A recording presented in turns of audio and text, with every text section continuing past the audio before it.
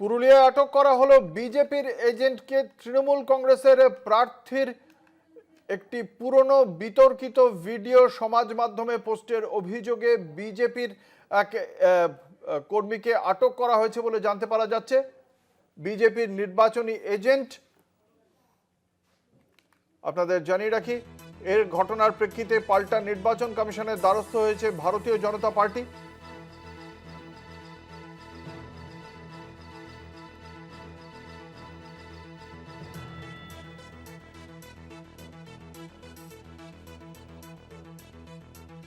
পুরুলিয়ার তৃণমূল কংগ্রেসের প্রার্থী সুজয় বন্দ্যোপাধ্যায়, বিজেপির প্রার্থী পুরুলিয়া বিধানসভা কেন্দ্রের সুদীপ মুখার্জি, বামেদের সায়ন্তন ঘোষ, কংগ্রেসের দিব্যজ্যোতি প্রসাদ।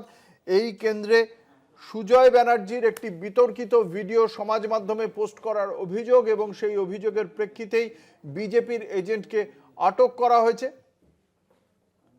আপনাদের জানিয়ে রাখি, সেই ছবি এই মুহূর্তে আপনারা দেখতে পাচ্ছেন কলকাতা টিভির পর্দায়।